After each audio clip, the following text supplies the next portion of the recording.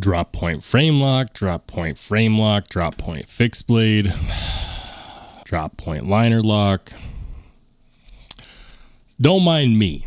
I was just going through the motions trying to find a unique and beautiful knife through an online retailer. And it might be something that you have done recently yourself, but you might have noticed that when you scan the retail sites, you just run into more of the same. But luckily for me, I don't have to worry about that today because I just got in a new knife to check out for review from an exciting new designer, and this knife will be available for pre-order at the time this video goes live. And you might want to check it out because it's pretty sweet. Today, we're going to be talking about the Wicked Dream Designs Nefarious. Let's go.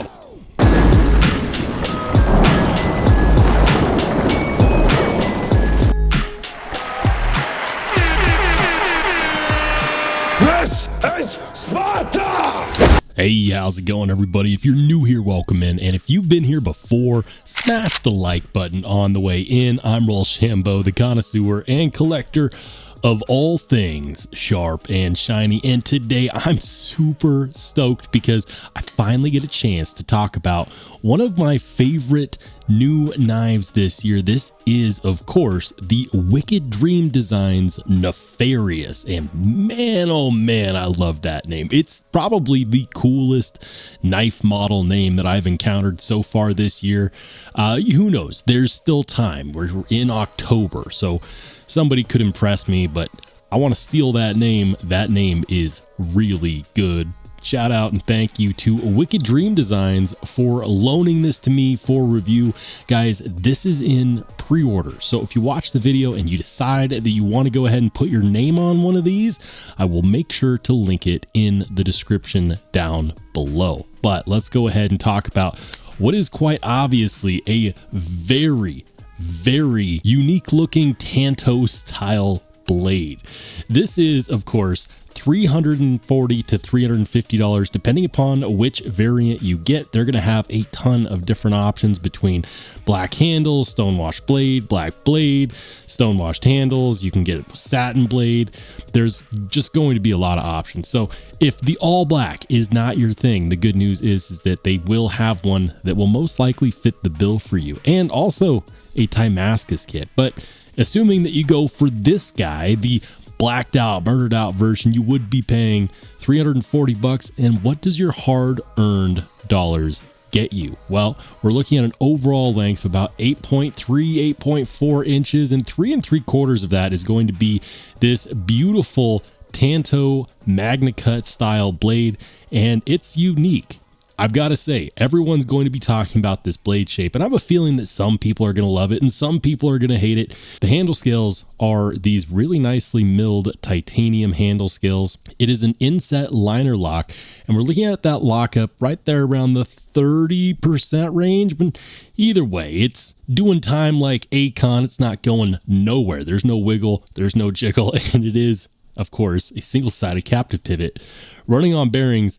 And it's nice. We've got a 3D milled titanium backspacer, 3D milled titanium pocket clip. And guys, they did a really good job. The action on here is perfection.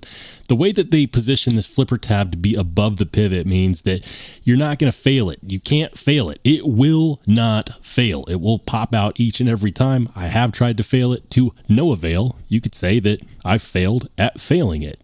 I also really like the milling on these handle scales. That's kind of a stepped milling that goes down, and it's subtle, but it does add a little bit of texture to what would otherwise be some really smooth handle scales. So no issue there. Looking at the plunge grind on here, the plunge grind is well done as well. Now, this is a prototype, but this is going to be a pre-production prototype. So if you order one, you'll get it and it will look just like this. There shouldn't be any changes at this point. The edge termination is far enough away, just far enough away where I wouldn't really worry about a smile.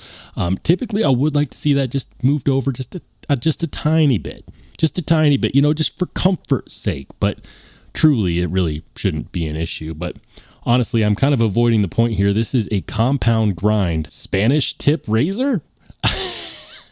If you turn it upside down, it does look like a Spanish tip razor. Now, the cool thing is that This is Wicked Dream Design's very first design, and he dreamt this up. This is literally one man making his dreams a reality, and there's just something that's really cool about that. But believe it or not, this blade is actually very highly functional. It's a recurve on this Tanto tip, of course, and believe it or not, that actually does work well, because if you were to push this into something, not only were you pushing in with the broad side of a blade, but also it's very pokey and very stabby right there. And the recurve means that you can put the tip in and it's going to stay in the cut, and that's really, really nice. And of course, you also have this flat main part of the blade right here. And the beauty about a blade like this that is completely flat on the cutting edge is that it's going to be equally distributing the power of your cut all the way through. Now, a blade with some belly to it, while it might be better for, skinning and staying in the seam of a cut, it's not going to have nearly as much cutting power as a flat blade like this. That's something that I learned from the great Michael Janich, the person who designed the Spyderco Yojimbo 2, and he did a ton of research. Now, I've done very little research, but what I can tell you is that cutting with this thing is a dream. I did ask him, I said, hey, I would love to do some cutting with this, some mild cutting. I won't baton it, I promise. And he was okay with that. And I have put this through some cardboard, and I'll show you what that looks like here in a second. But honestly, I'm very impressed. OEM is Bestech, and Bestech is putting out some of the best work that we're seeing coming out of China right now. So yes, it is China made, but they do a really good job on the quality. And if this knife was made in the US, because I know that some people are going to have an issue with that, I'll say this: if this knife was made in the USA, they would be charging anywhere in the realm of $700 to $1,000 all day, and people would pay that because the American knife market is crazy. But you don't have to. In fact, you can get this for $340 or $350. To slap some Damascus on there at that price point, why not?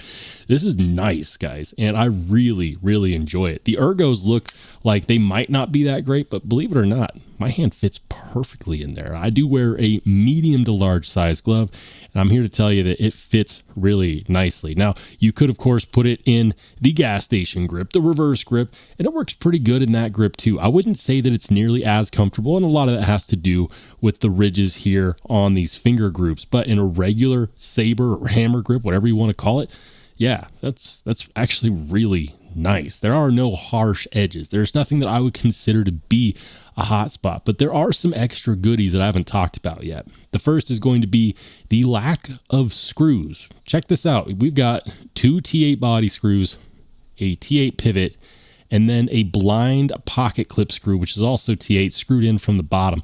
That's beautiful. It makes the clip side look like more of a show side than the show side. How about that? Yeah, they both look good from either side. And the clip, while it's not deep carry, it's not necessarily leaving a whole ton out of your pocket. You're going to have about this much sticking out, which is honestly not a big deal because of the way that the end of these handle scales slant downward. So you really don't have that much sticking out, just enough where you can actually pop your fingers in and pull it out of the pocket without issue. Also, there is, wait for it, no lanyard hole. Celebrate with me if you don't like lanyard holes messing up the aesthetic of some beautiful scales like this. Honestly, I think that this is a great knife. And when I was looking and carrying this knife for the last week, I was really looking to see, what's the downside? Can I find a downside? And the one thing that I would say is that a lot of people like multiple deployment options. But as you can see, this one only has a flipper tab. But you can, of course, phantom flick it, which is what I did. You put your finger on the blade and reverse flick out, and it's not perfect. Sometimes it will slip, but most of the time I can get it to deploy without too much issue. The action is nice and silky and smooth. It's really well done.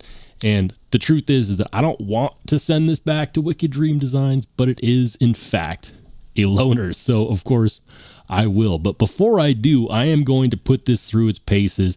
I'm going to do some more videos on it. I'm going to carry it some more, and I'm going to bring you guys the goods. But let me know what your thoughts are in the comment section down below. Do you like the design, or is it going to be a pass for you? If you watched this far and you haven't done so yet, please consider subscribing. And if you want to watch more awesome knife and EDC content, go ahead and click on one of the videos that pops up next.